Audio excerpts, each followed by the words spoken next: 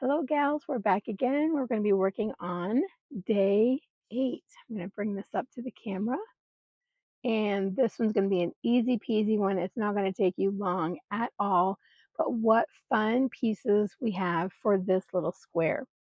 You have in your kit a little snippet, really a little snippet of a magazine from 1918 from the farmer's wife. And you have a vintage milk cap to go with it since we have 8 maids of milking. And I just wanted to show you the magazine so you can see. Let me get this. Oh, we don't need that. Whoop, wrong way. There we go. So this is cover, The Farmer's Wife, A Woman's Farm Journal, and it's from June 1918. Read in this issue, Women Operate Farm Machinery. So you have a snippet from this, and it is a rather small one, just enough to do your piece, because this is the only copy of The Farmer's Wife that I have. So I was being a little stingy with the papers, and yet trying to share the goodness. Some of your articles, if you look closely at what's in them, what I thought was really funny, there was an article in here on encouraging women to keep goats for the goat milk. And so we're doing 8 maids of milking.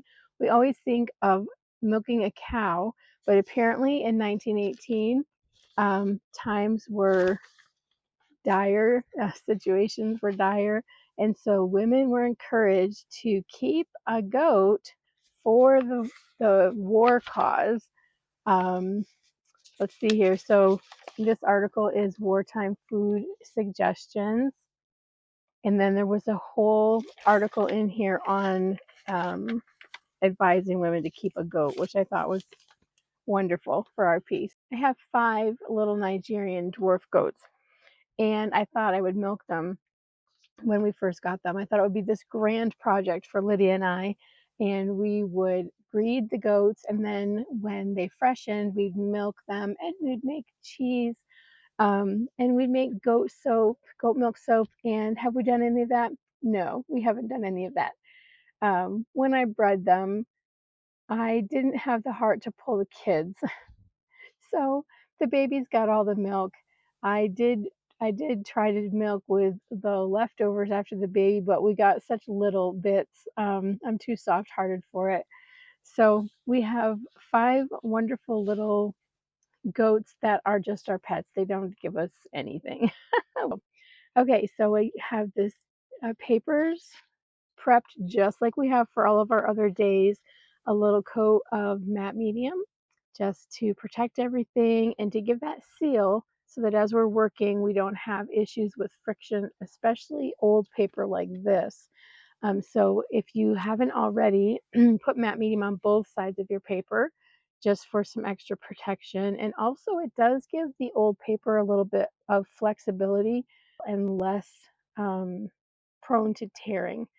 So I recommend both sides of this one, and then a light coat of gesso.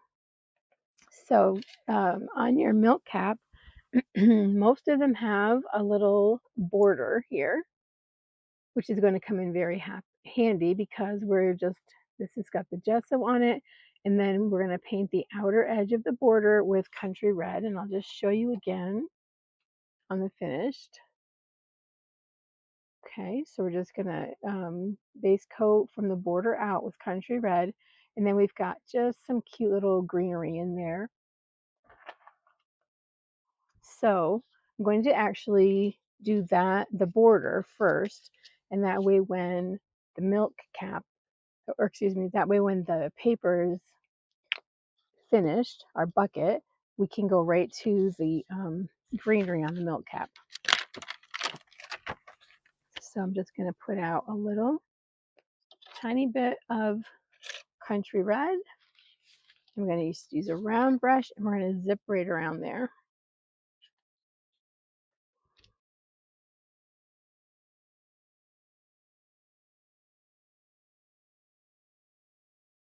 You use a flat brush if you'd rather. Use your filbert, wherever your comfort zone is.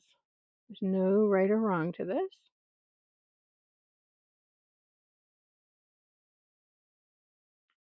So we're gaining ground, ladies. This is 8, space 8. 9 will be our next class, and it's going to be our ladies dancing. So we're going to do ballet shoes, and then space 10 and 11 we'll do together, and that leaves us with the drum. So we're doing okay. I got a little bobble right here to just go back over. Okay, so I'm just going to set that aside. Ooh, I almost rinsed in my coffee. I'm actually going to get rid of the coffee because guess what? I have tea also. Okay, so milk cap we're going to set aside. Now we're going to transfer the bucket on.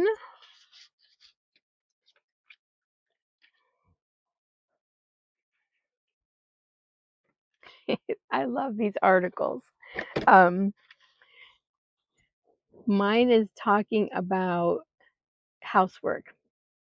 And let's see, too often she, the housewife, loses a sense of the relative importance of things. Her housework becomes a driving slavery and the only thing to live for. I don't know about you, but my housework is really not on my high on my list of what I'm living for. So she needs to learn that the world will not stop nor the heavens fall if her beloved housework is neglected. Well, isn't that just reassuring, girls? Especially at Christmas time. Who wants to do the housework? Well, we all do the housework before we decorate for Christmas, right?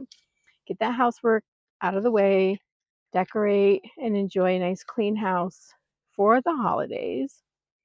So this is really funny. I do have a little bit about machinery, so I might get that. I'm seeing machinery and efficiency that kind of could go along with the maid milking, but housework is on there. And her husband. What's this about her husband? Um,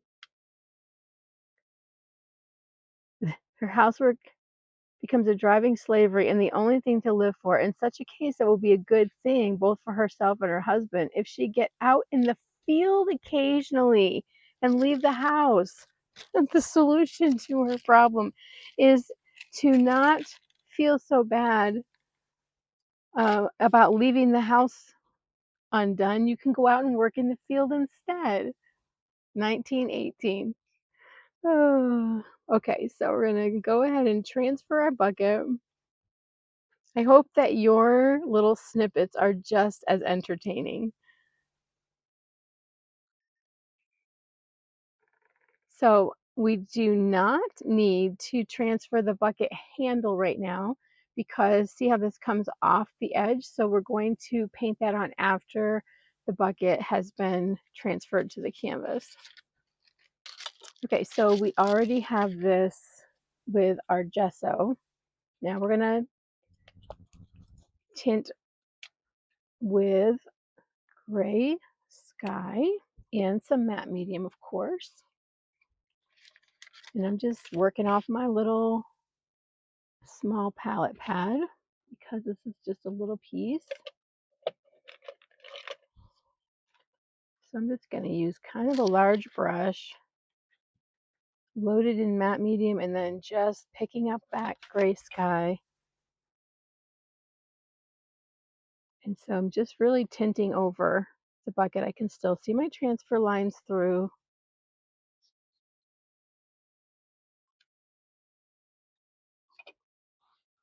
And I can still see some of that text through. And I really don't want to lose the machinery, especially going out into the field to work. That's hysterical.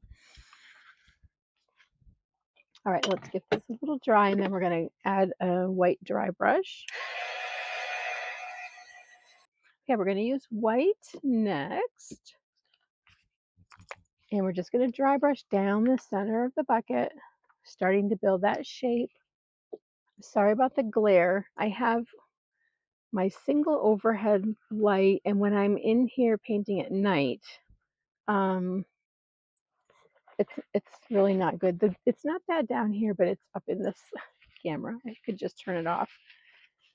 You know, I can't really see you, but when my camera's on, I feel like I can see you and connect with you a little bit better. Okay, so I just loaded my dry brush and then offloaded on the paper towel. We've done this many times in this project already. And I'm just going to work right up the center.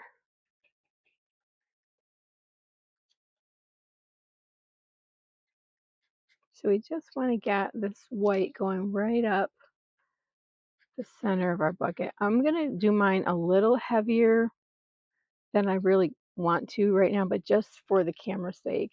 And see, it's so blotchy because it's so heavy, but I really want you to be able to see that we're going up the center. Okay, so hopefully that helps. And I'm going to get rid of that.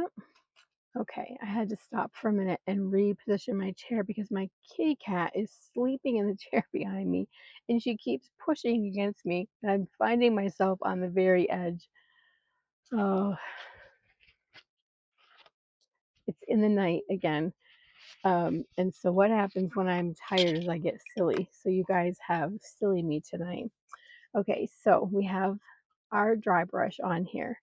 Now what we're going to do is bring a white highlight down the edge of the bucket. And I just want to show you this. Let me bring the picture back up again, the master back up.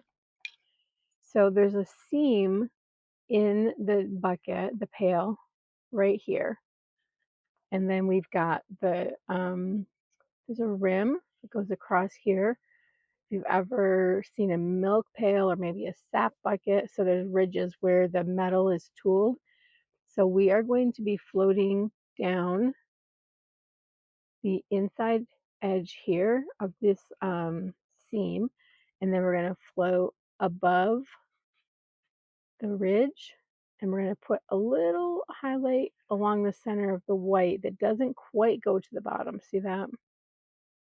Okay, just giving us the idea of these edges in the metal because this is really not very detailed. So we're just going to help it out. So I've put a little more matte medium on my palette. And I'm just going to pick up a little white on the toe of my brush. We may need to come back and strengthen this, but I want to get the white on before we shade, and that way underneath the rim, the shadow that's there falls down on our highlight and puts that in the right order. So just come all the way down. So this is not the edge. The edge is over here by my thumb, and that will become apparent in just a moment. Better try this first. Okay, I'm going to move down to a smaller brush. I had a really large brush that was really kind of too big. Okay, so from here, let's go to soft black.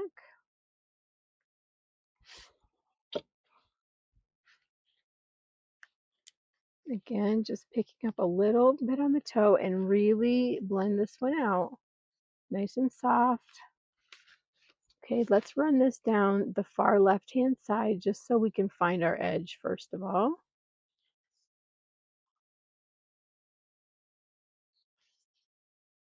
And we do have that consolation that we're cutting this out, so don't worry about the lines so much. Just worry about having a nice soft float. I can zoom my camera in.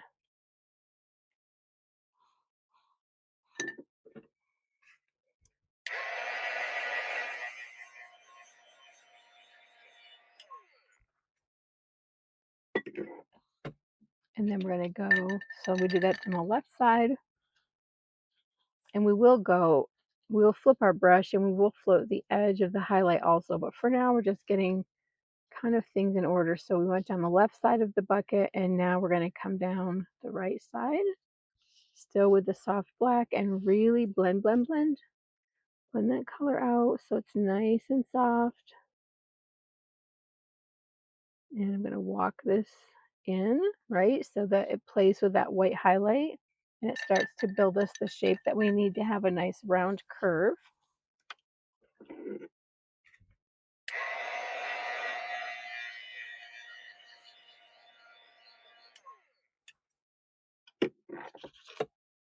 And then normally we might float our dark back here behind the rim of the bucket to show a shadow from the back or show contents in the bucket.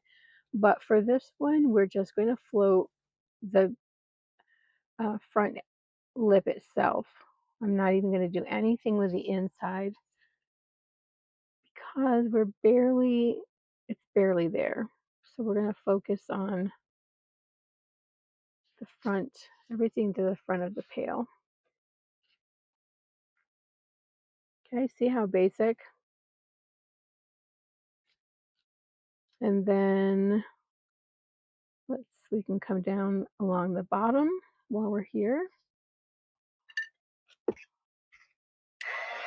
I told you this was going to be so fast.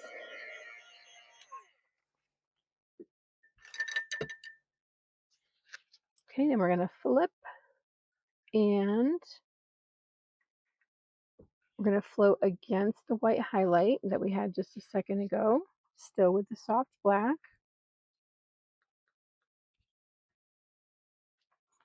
So I'm going to turn mine upside down and I'm going to go right up against that highlight.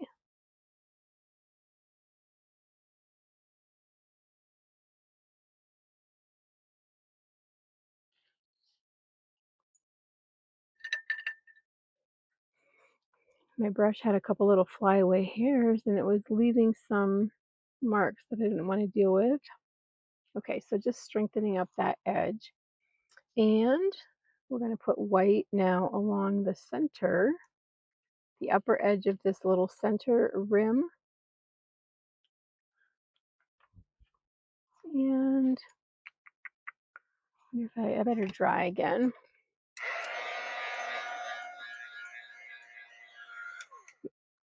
The only thing about working on such a small piece is we have all this drying time.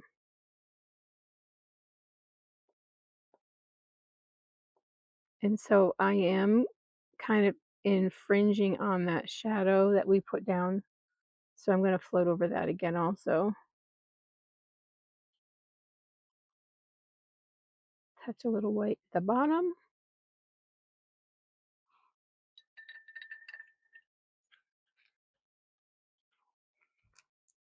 And since my last float was above, I should be able to sneak underneath.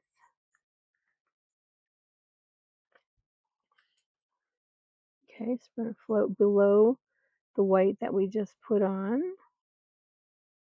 This is going to create that rim. See how it's all coming together?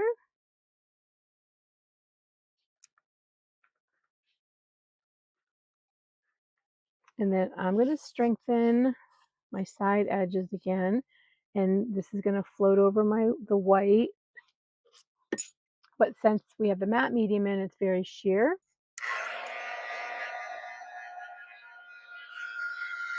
So we are not going to lose the shape that the white gave us to the rim, but it will help us to, again, just to turn our back edge, push it backwards. Look at that. Even something as quick and simple as this, and it's just a milk bucket, right? It's just a milk pail, but it's so fun to create that shape and the magic. Okay, so I'm just going to strengthen that gray, or soft black, not gray. And I think I'm going to come up here one more time and just strengthen this. So whatever you think for your lights and your darks that you need to have strengthened, this is all we're doing to it. That's all we're doing to it. So simple. So we can cut this piece out. Just remember on your bottom edge that you've got, we made kind of a little rim there by bringing that white highlight up off the edge. So we're going to cut that lower. And then when we come up the side of the bucket, you can give a little wiggle where where that side band comes if you want to. A little movement there.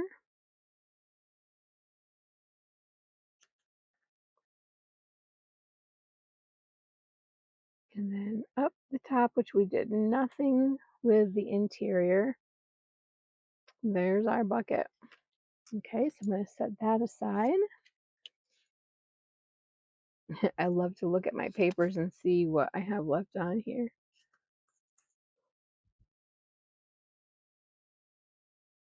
When she's working on the field, apparently she's going to have a growing sense of self-confidence and self-respect. Our maids of milking are confident ladies. Okay, so now we have our little milk cap. And again, let's just take a look here. We have a little set of leaves coming down the left-hand side and then just a little swirl. We're going to put our 8 on first because this overlaps, okay? So we're going to be using black. And I'm just going to pencil my 8. You can transfer if you want to.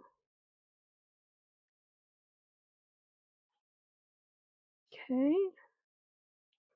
And we're going to, the leaves are going to curve. So I'm just going to pencil on my, just a little curve there for the leaves to live on.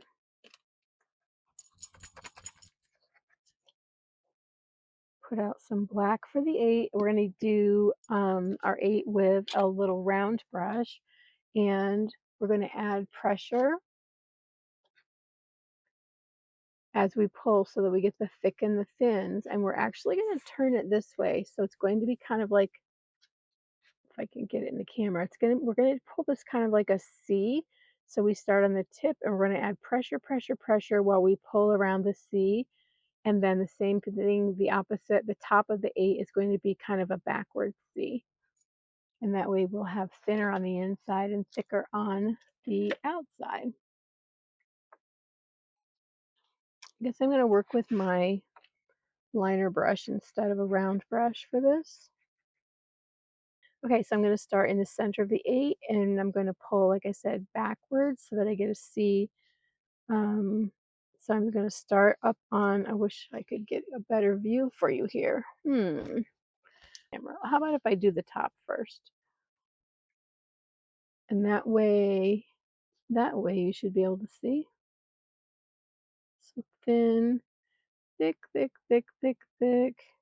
I'm going to have to pick up my brush though to move here and then return to thin. Okay, and then thin, thick, thick, thick, thick, thick. And because I have this script liner, I think I'm going to do this in 2 halves.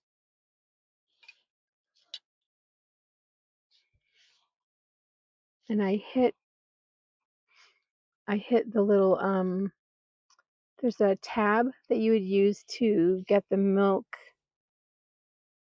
cap off, and I hit that with my brush, and I don't think I can do anything about that. So I'm a little crooked here, but it's all character.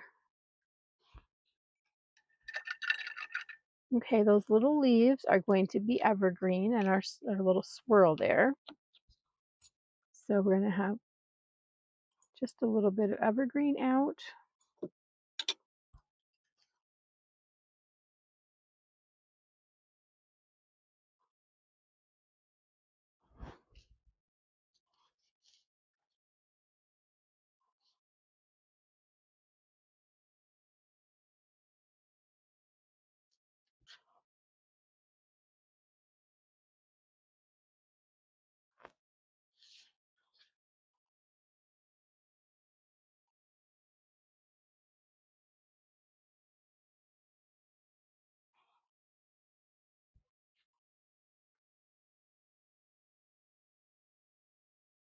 some little teardrops there.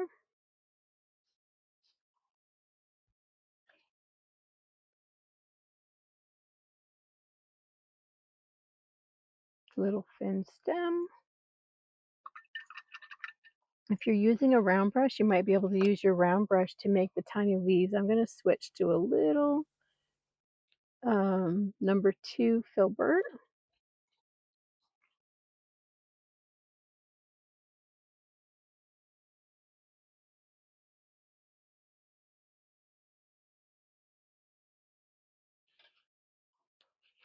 And that's all there is to that, just a little bit of decoration. Okay, nothing more to cut out. So we have our milk bucket, we have our milk cap. We're going to need that black once we have our pieces put on our space.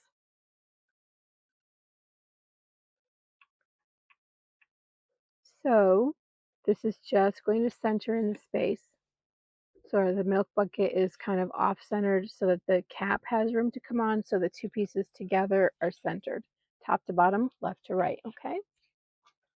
And I'm working in my little book.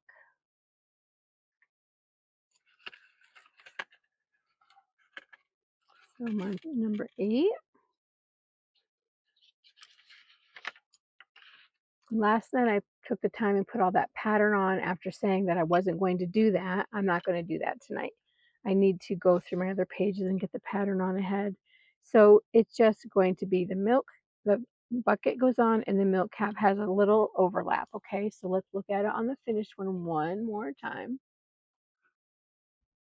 Okay, so it's maybe a quarter of the way up. If you have a staple on yours, the bottom of the milk can is kind of resting just above where that staple is. It doesn't matter, just do what seems good to you. So we're going to use matte medium for the bucket, and we're going to use heavy gel, or you can use tacky glue to put your milk cap on, okay? So I'm just going to get a little more matte medium out.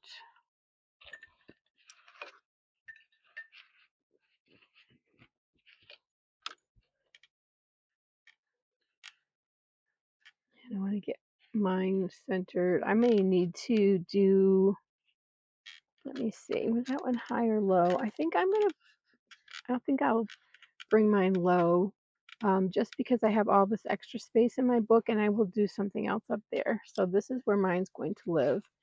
So I'm just going to slide that out of the way.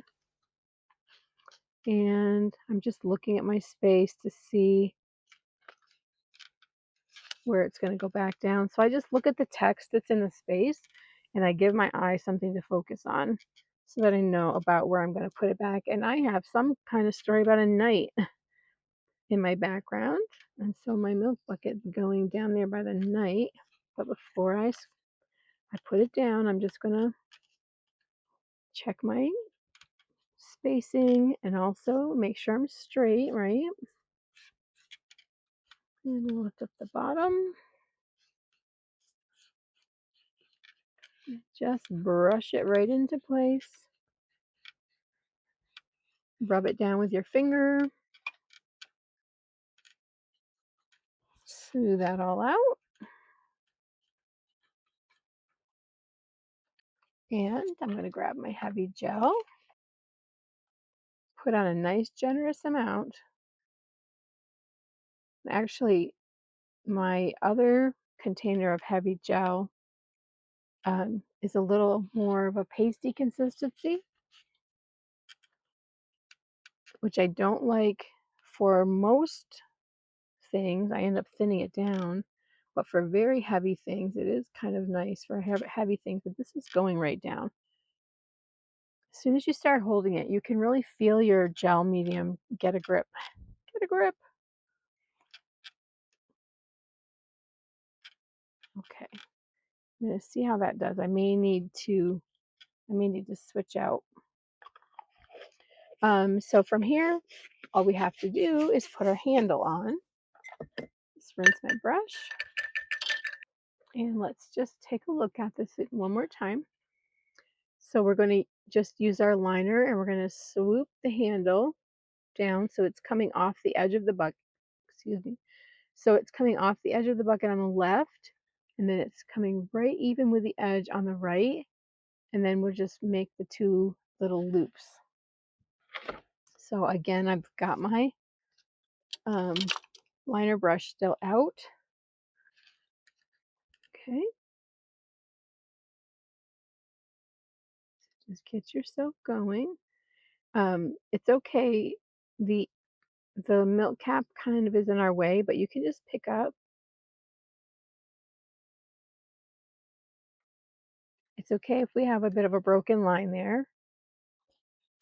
Okay, so then I'm going to just take the tip of my brush and I'm going to set down the tip so that I get those two little dots. And then I'm going to just stay on the tip of my brush and trace around, follow the path of the little dots.